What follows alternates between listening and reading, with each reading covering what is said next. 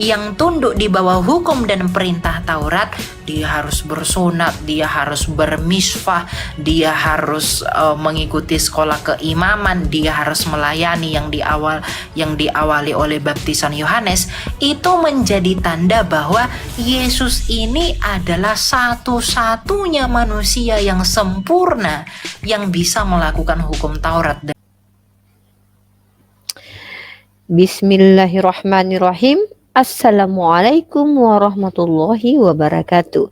Kembali lagi bersama Uni Rifa Reaction Channel Rifa Official bersama Jadid HMC. Besarkan aku dong, kamu kecil aja. Kecilin kamu, besarkan aku. Oke, ikhwah fisabilillah ya, penonton Rifa Official yang luar biasa, Masya Allah. Mohon disupport selalu ya. Ini akan kita jadikan konten khusus untuk mereaction para polikardus, para apologet, para sesuatu yang berbau debat lintas iman, dan para debater baik kalangan muslim ataupun non-muslim, dan artis-artis yang suatu saat terlibat dalam ranah apologetika, dan apapun yang berbau-bau dengan ayat Al-Quran, Bible, dan berbau teologi. Pasti akan Uni Rifa dan Jadid HMC akan reaction, karena kami spesialisasi reaction channel. Mudah-mudahan bermanfaat dari sudut pandang kami ketika kami menyampaikan apapun yang kami tanggapi dari yang kami tonton. By the way, kali ini kita akan mereaction satu konten dari Elia, salah satu apologet yang katanya berumur 19 tahun ternyata 29 tahun, yang Poni Mail kata orangnya. Dia dilekatkan dengan gelar Poni Mail, Mail temannya Susanti, Susi, Cimeme atau temannya Upin Ipin. Nah, Elia ini membuka room untuk bertanya tentang kekristenan, karena ini sudah terpublish secara publik, maka siapapun berhak untuk mereaction. Ada satu hal pertanyaan yang ditanyakan oleh, saya tidak tahu apakah itu muslim atau Kristen ya, tapi yang penting ada bertanya seorang wanita terkait tentang Yesus itu apakah anak Allah Bapa. Pertama dia katakan bukan anak Allah, anak Bapa, tapi Bapa Allah. Nggak tahu lagi lahir ini jelasnya gimana. Tapi ternyata anak Allah itu katanya, nonton dulu channelnya ini ya, nonton dulu videonya, nanti kita reaction. Silakan diputarkan. Kenapa dia nggak menciptakan makhluk yang biar gak dia sendiri yang turun tuh loh, kenapa? Oh gini Yohanes 3 ayat 16. Karena begitu besar kasih Allah akan dunia ini, sehingga ia telah mengaruniakan anaknya, artinya firman-Nya menjadi manusia, supaya setiap orang yang percaya kepadanya tidak binasa, melainkan beroleh hidup yang kekal. Sebab Allah Bapa mengutus anaknya ke dalam dunia untuk menyelamatkan dunia di dalam dan melalui dia. Yohanes 1 ayat 18, bentar. Yohanes 1 ayat 18, sebab tidak ada yang pernah orang melihat Allah, tetapi anak tunggal Allah yang ada di pangkuannya, dialah yang menyatakannya. Jadi mengapa firman harus menjadi manusia? Supaya di dalam kemanusiaan Yesus, kita manusia yang terpisah dari Allah dipersekutukan dengan Allah. Supaya manusia yang mati karena dosa, di dalam Yesus manusia dimerdekakan dari dosa dan diberikan hidup yang kekal. Itulah tujuan Allah mengutus Yesus Kristus, firman-Nya menjadi manusia. Berarti Yesus itu anak Bapa. Betul, Yesus itu anak Allah bukan anak Bapa ya. Yesus itu anak Allah, anaknya Allah Bapa. Tetapi berarti pemahaman Tuhan orang, bentar dong. Tetapi pemahaman Kristen tentang anak Allah itu bukan makna biologis. Contoh seperti Elia ini anak Medan ini, anak Elia nggak pernah bapaknya menghamili Medan. Tapi kenapa Elia disebut anak Medan? Itu menunjuk identitas dia, bahwa dia datang dan berasal dari Medan. Demikian juga dengan Yesus. Yesus anak Allah karena memang dia datang dan keluar dari Allah, dan Yesus mengatakan itu, aku datang dan keluar dari Bapa. Aku datang ke dalam dunia diutus oleh Bapa. Aku datang untuk melakukan kehendak Bapakku. Itu perkataan Yesus. Jadi anak Allah bukan makna biologis, tapi makna teologis, bahwa dia datang dan keluar dari Allah. Yesus itu kan kemana pas umur kalau nggak salah 13 tahun sampai 30 tahun. Kita baca dalam 1 Yohanes ya. 1 Yohanes 1. Iya. Apa yang ada sejak semula yang Iya, telah lurus, kami Pak. lihat, yang telah kami lihat dengan mata kami, yang telah kami saksikan, dan yang kami raba dengan tangan kami tentang firman hidup, itulah yang kami tuliskan. Hidup itu telah dinyatakan dan kami telah melihatnya.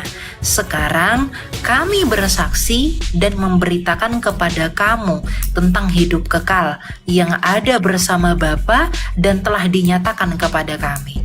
Apa yang telah kami lihat dan kami dengar itu kami beritakan kepada kamu juga, supaya kamu pun mempunyai persekutuan dengan kami. Persekutuan kami adalah persekutuan dengan Bapa dan dengan anaknya Yesus Kristus. Semuanya ini kami tuliskan kepada kamu supaya sempurnalah sukacitamu. Artinya apa? Injil sinoptik, keempat Injil sinoptik Matius, Markus, Lukas, Yohanes merupakan Injil yang menuliskan kisah Yesus, siapa itu Yesus, tetapi dalam pandangan dan perspektif orang Yahudi, dalam kebudayaan mereka. Kenapa tidak dicatat Yesus itu begitu lengkap sampai dia berusia 30 tahun? Itu tidak sesuai dengan tradisi orang Yahudi. Tapi ada alasannya. Yang pertama, kenapa Yesus dimunculkan pada usia 8 hari? Oh, ternyata pada usia 8 hari dalam tradisi Yahudi, anak laki-laki haruslah disunat. Karena Yesus dalam kemanusiaannya, Yesus itu berasal dari keturunan Yehuda secara hukum. Kak, berarti Yesus disunat juga. Yesus disunat karena dia itu orang Yahudi. Iya, Oke, Yesus disunat karena dia orang Yahudi. Kemudian pada usia 12 tahun Yesus itu melakukan bermisfah karena dia adalah anak hukum, di mana dia melakukan aliyah, naik ke sinagoga untuk menerima hukum Taurat yang mengukuhkan bahwa dia itu adalah orang Yahudi. Nah, kemudian dimunculkan lagi nih pada usia 30 tahun. Kenapa? Karena ternyata pada usia 30 tahun seorang laki-laki itu baru boleh mengajar. Di mana 10 tahun sebelum usia 30 tahun Yesus itu mengikuti pendidikan Taurat, pendidikan keimaman, dari mulai imam pendamping, imam besar sampai imam utama. Gitu. Apakah ada bukti yang melandasi semua ini? Ada. Yang pertama, Yesus dipanggil sebagai rabi. Tidak mungkin Yesus dipanggil sebagai rabi kalau ia tidak pernah mengikuti pendidikan sekolah keimaman. Ada nggak bukti yang melandasi semua ini? Ada. Yang pertama, Yesus itu dipanggil sebagai seorang rabi. Kenapa Yesus dipanggil sebagai rabi? Karena dia pernah mengikuti pendidikan keimaman di masa itu. Pada masa Yesus itu ada 2 rumah pendidikan yang paling terkenal. Ada Beit of Hillel dan Beit of Shammai, ya, rumah Torah atau rumah hukum. Di sana mereka dididik. Nah, jadi ada bukti-bukti. Kemudian yang kedua, Yesus mengajar di Bait Allah. Ya, Yesus mengajar di Bait Allah menjadi bukti bahwa dia pernah mengikuti sekolah keimaman itu. Kenapa Yesus melakukan itu? Apakah Yesus kurang pinter? Tuhan kok sekolah, Allah kok sekolah? Dia bukan sekolah dalam keilahiannya, tapi dia sekolah semata-mata untuk tunduk di bawah hukum Taurat, untuk membuktikan bahwa dia sempurna dan tanpa dosa. Jadi Yesus yang sempurna, yang tak bercacat itu, yang tunduk di bawah hukum dan perintah Taurat, dia harus bersunat, dia harus bermisfah, dia harus mengikuti sekolah keimaman, dia harus melayani yang diawali oleh baptisan Yohanes. Itu menjadi tanda bahwa Yesus ini adalah satu-satunya manusia yang sempurna yang bisa melakukan hukum Taurat dengan baik. Makanya ketika Yesus berkata kepada orang-orang pada masa itu, bisakah kau tunjukkan bahwa aku berdosa? Tidak ada yang bisa membuktikan bahwa Yesus berdosa, karena dia tidak berdosa. Kemudian ketika dia diperhadapkan kepada pengadilan Pontius Pilatus, apa kata mereka? Aku tak menemukan kesalahan apapun pada Yesus. Tapi Yesus tetap dihukum meskipun dia tidak bersalah. Yesus tetap disalib meskipun dia tidak bersalah. Untuk apa Elia? Menggenapi nubuatan Nabi Yesaya bahwa dia dihukum oleh karena pemberontakan kita yang dinubuatkan 600 tahun sebelum kelahiran Kristus. Jadi Yesus yang tanpa dosa ini mati di kayu salib untuk menggenapi nubuatan mesianik di dalam Yesaya 53 yang jaraknya itu 600 tahun lebih. Nah, jadi kenapa tidak dicatatkan di usia 12, 11, kemudian 10, 15, 16, 17? Ya, karena itu tidak sesuai dengan tradisi Yahudi. Kalau kita membaca Injil sinoptik ini dengan pandangan Yudaisme, dengan pandangan atau tradisi keyahudian, ini sangat lengkap. Sangat lengkap. Karena memang dijabarkan secara runtut dari usia-usia yang penting menurut tradisi Yahudi. 8 hari, 12 tahun, kemudian 30 tahun. Gitu. Jadi ada tradisinya. Ya, sama seperti orang Batak. Kalau orang Batak itu buat buat silsilah itu juga ada aturannya. Gitu. Orang Manado mungkin juga ada seperti itu dan yang lain. Jadi pahami Alkitab ini dari tradisi orang Yahudi karena penulisnya itu dalam lingkungan Yahudi. Gitu. Karena Yesus pun orang Yahudi. Begitu kira-kira Araju. Oke, itu dia ya videonya ya, di mana Erben menjawab bahwa anak Allah di sini bukanlah anak hasil biologis atau anak yang dianggap secara bahasa Indonesia itu adalah hasil dari hubungan intim. Tetapi anak di sini seperti Elia yang ternyata anak Medan. Maka pertanyaannya, kalau seperti itu, maka gak ada bedanya Yesus dengan dengan anak-anak Adam yang adalah anak Allah di dalam Bible. So apa spesialnya begitu kan? Ya kalau anak Allah itu hanya istilah seperti itu, nggak ada spesialnya. Tapi saya ingin menunjukkan kepada teman-teman, buka Roma pasal 3 ayat 1 Julius please, yang bahasa Ibraninya. Nah, klik yang satu, itu klik angka 13 itu, warna biru. Oke, tentang anaknya ini dia teman-teman, dia bilang bukan hasil biologis, tapi ini yang kenapa membagongkannya.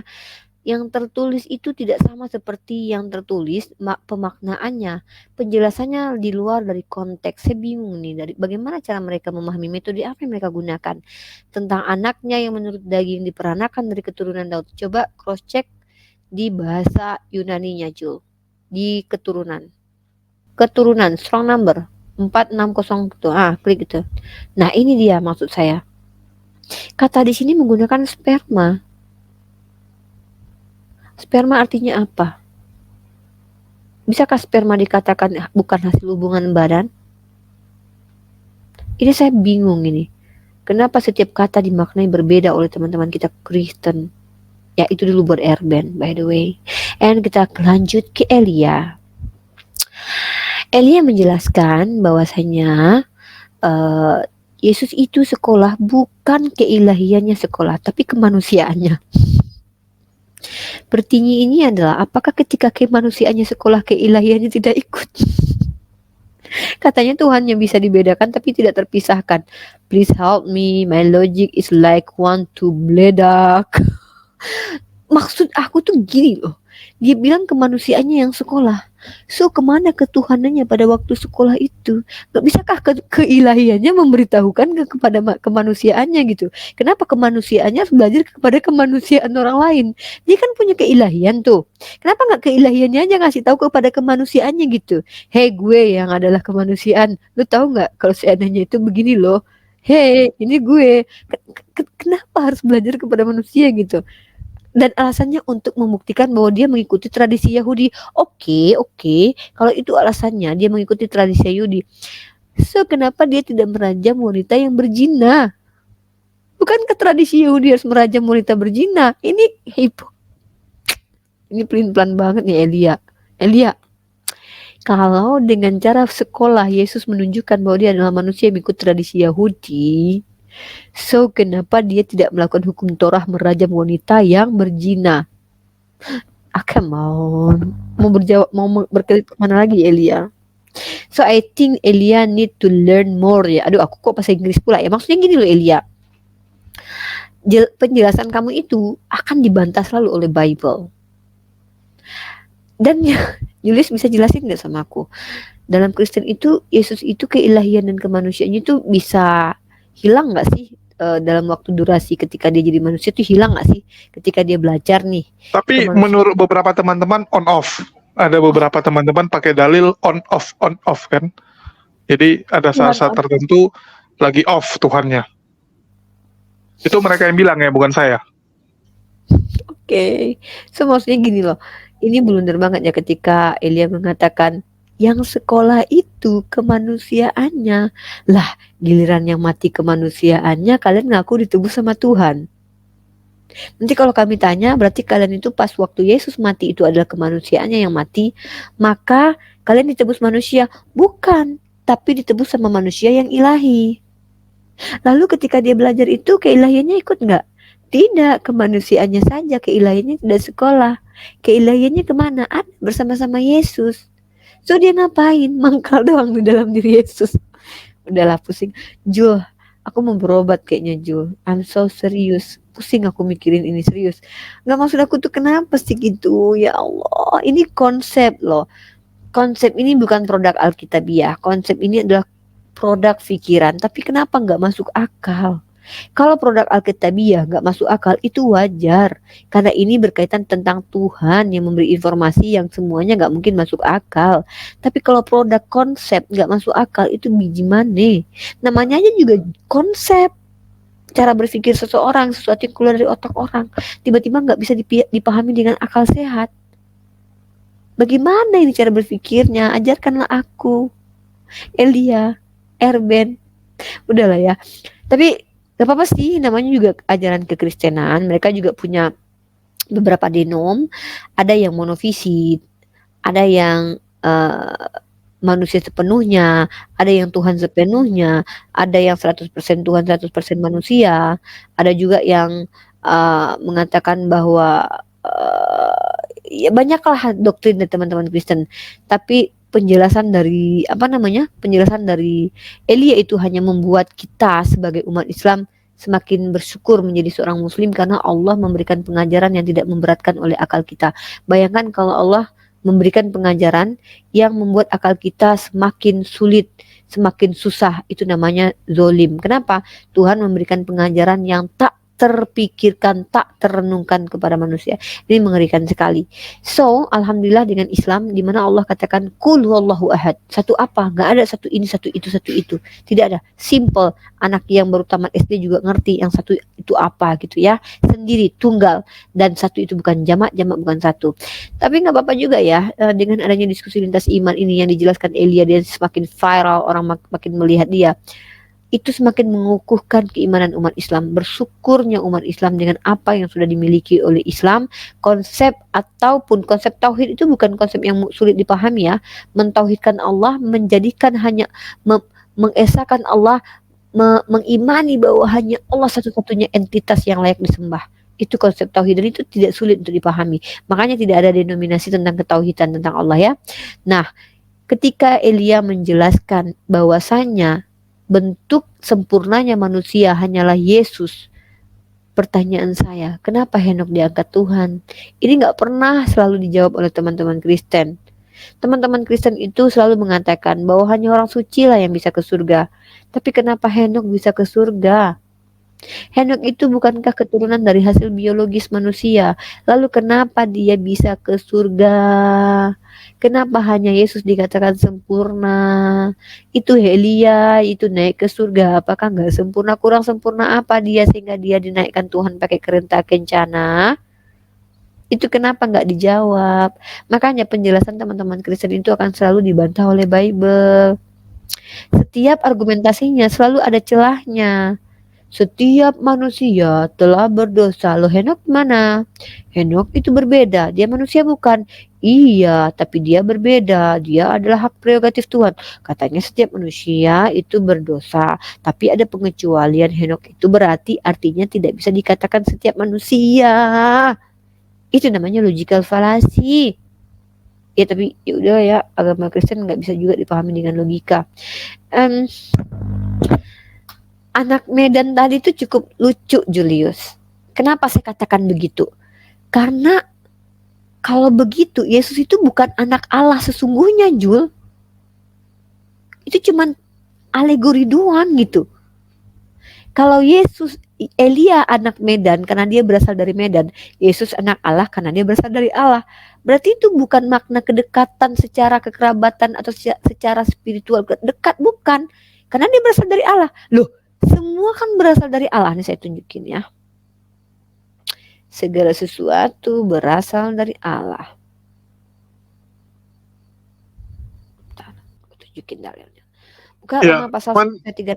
ya, cuman lu setuju nggak dengan bahwa Yesus itu sekolah? Dari mana uang sekolahnya? Sekolah nggak harus pakai uang juga kali, Jo. Maksudnya lebih ke penekanannya dia belajar kepada Oh, manusia. sekolah rabi mahal loh. Tapi Jul, itu nama gurunya Yesus itu harus dicari tahu loh.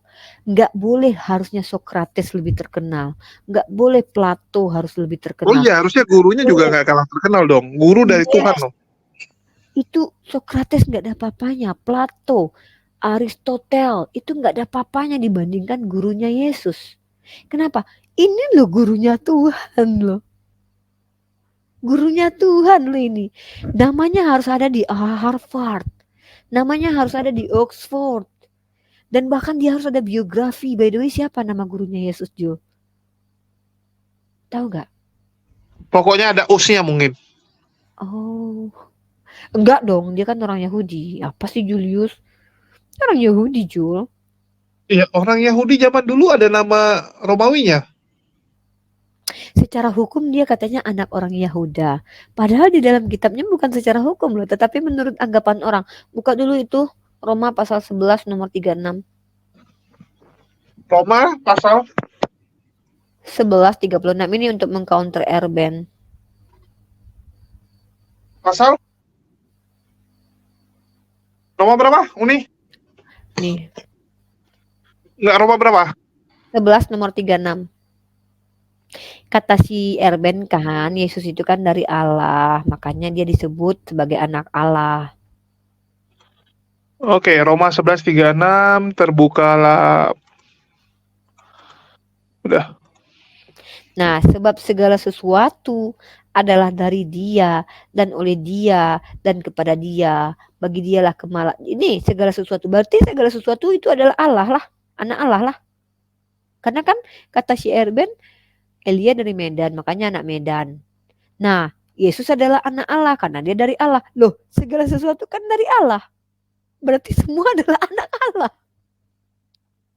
Kan itu kan premis aku itu untuk si Erben itu. Masuk akal nggak, Jul? Nih, Yesus anak Allah karena dia dari Allah, Jul. Berarti bisa nggak aku bilang segala sesuatu yang dari Allah adalah anak Allah, Jul? Bisa nggak menurut lo? Secara Bisa, logika. artinya kita semua anak Allah. Nah, Kita bersaudara. Gak ada spesialnya lah kalau begitu Yesus. Ya ampun, ya ampun. Elia, astagfirullah. Tapi aku bangga loh teman-teman Kristen ini mempublish penjelasan mereka terhadap iman mereka. Hanya menambah keimanan umat Islam. Dan mudah-mudahan orang yang belajar dapat ilmu, orang yang penuh kebencian semakin benci, semakin tantrum seperti tadi. Dan ya, kita doakan saja mereka dapat hidayah dari Allah. Thank you for Erben, thank you for Elia atas penjelasannya, hanya membuat iman orang-orang Islam semakin kuat lagi. Karena aku tidak percaya kalau ada orang Kristen yang masuk Kristen karena penjelasan Elia ataupun Erben ataupun juga Mikana. Wah, gempa barusan. Ya, tetapi aku percaya orang Islam itu berpindah keyakinan kalau bukan urusan perut dan di bawah perut. Biasanya seperti itu. Nah, satu lagi, apa lagi yang bisa kita komentari dari komentarnya si Elia? Apa lagi tadi ya? Pertama tentang anak Allah. Yang kedua tentang Yesus sekolah. Nah, Yesus sekolah, apa yang mau kau tekankan, Jul? Aku bingung, soalnya masih bingung mereka ya.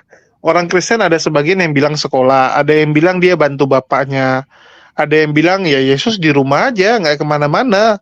Jadi yang mana yang benar gitu? Karena sekolah rabi itu mahal sekali loh. Nggak semua orang sanggup sekolah rabi itu. Zaman dulu tuh untuk bisa sekolah rabi itu nggak kayak kuliah sekarang. Lebih mahal jauh. Ya tuh ibaratnya tuh kalau dengan uang kuliah ya uang kuliahnya UPH lah gitu. Ya bukan kelas kuliah-kuliah yang murah, tapi yang sebulan tuh 30 juta, 40 juta. Hanya orang kaya yang bisa. Loh, dia kan tukang kayu. Kok nggak tahu tukang mebel? Pak Jokowi kan banyak duitnya karena dia tukang mebel. Pak Jokowi itu ekspor. Ini nggak pernah ditulis bahwa Yesus tuh keluarga kaya loh. Lah kan dia kan punya banyak murid, Jul. Dia kan Tuhan. Kok nggak tahu dia Tuhan loh, Jul. Dia aja waktu bayar upeti Nggak sekalian kau bilang, ya dia bisa ciptakan emas, dia bisa suruh ikan keluarkan perhiasan gitu. Banyak orang Kristen yang bilang gitu, oh dia kan Tuhan, jadi untuk uang kuliah nggak perlu pusing gitu. Loh tapi kan nggak gitu juga caranya kali. Kok nggak gitu juga? Ya nggak pernah ditulis bahwa Yesus itu seorang rabi tidak yang istilahnya semua. benar gitu. Baca Kalau ayat. ini gini ya, kalau Yesus itu adalah rabi yang seutuhnya, dia bisa kena pecat. Harusnya ada narasi bahwa Yesus disidang untuk dipecat gitu dari jabatan rabi. Karena kan itu bukan jabatan main-main. Contoh misalnya kayak Joshua Teu lah. Joshua Teu itu adalah orang GBI. Begitu dia punya pengajaran menyimpang dari GBI, yang pertama dilakukan adalah dia dipecat dulu gitu. Dan kita nggak pernah dengar kalau Yesus disidang oleh para rabi untuk dipecat. Tapi dia Karena tuh nggak bayar disidang uang untuk mau sekolah. dibunuh. Maksud lu karena nggak bayar uang sekolah gitu? Enggak lah, karena pengajarannya menyimpang. Nggak sesuai dengan Nggak. rabi-rabi yang lain kan gitu. Dia itu tidak menyimpang sebenarnya. Jadinya aku membela Yesus di hadapan Julius ini ya.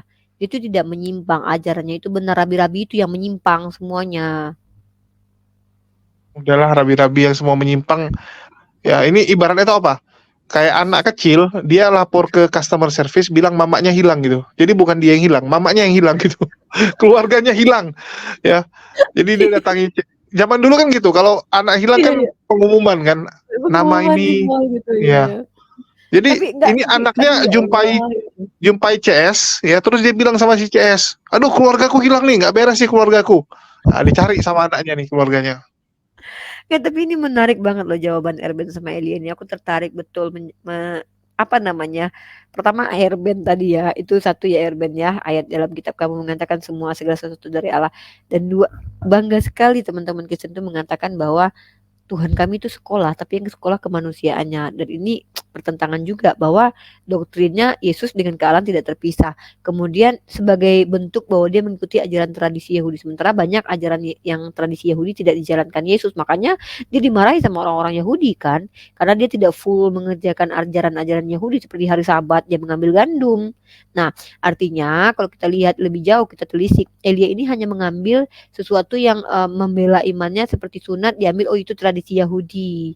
Kemudian dia datang ke hari ke umur 33 itu yang paling penting karena itu tradisi Yahudi. Tapi dia tidak menjelaskan terkait tentang tradisi Yahudi yang dilanggar oleh Yesus karena sampai gara-gara itu dia tidak diterima oleh orang-orang Yahudi. Itu bagaimana cara penjelasannya bagi Elia gitu. Kemudian dia bilang bahwa Yesus adalah manusia yang sempurna yang tidak bercacat dan tidak bercela. Nah itu tadi ya, bukan hanya Yesus yang naik ke surga ya, bahkan lebih hebat lagi Elia naik ke surga itu tanpa kematian dan juga Henok. Ini cukup tidak pernah bisa dijawab oleh teman-teman Kristen gitu loh. Ya itu dia Julia, kenapa? Karena bagaimanapun juga mereka coba untuk menjelaskan keyakinan orang-orang Yahudi, tetap keyakinan Yahudi dengan mereka tuh berbeda Jul, ya berbeda sekali, tidak bisa disamakan. Itu yang menjadi asbab mereka selalu bertentangan, berkontradiksi perjanjian lama dengan perjanjian baru. Kurang lebih seperti itu. Tapi thank you for Elia ya dan juga Erben, penjelasannya membuat umat Islam insya Allah semakin banyak bertambah Islam lagi. Mudah-mudahan Islam yang berpindah ini, Kristen yang berpindah ke Islam menjadi mu'alaf ini menjadi berkualitas, menguatkan umat Islam dan menjadi asbab barokah untuk dunia. Ya, mudah-mudahan seperti itu. Amin ya rabbal alamin. Thank you Elia, thank you Erben atas jawabannya. Itu saja mungkin dari aku Julius, ada tambahan? Nggak ada. Oke teman-teman, mohon maaf kalau ada kata-kata salah. Respect buat Elia dan Erben, jawabannya cukup membagongkan. Terima kasih banyak. Wabillahi taufiq wal hidayah. Assalamualaikum warahmatullahi wabarakatuh. Bye bye.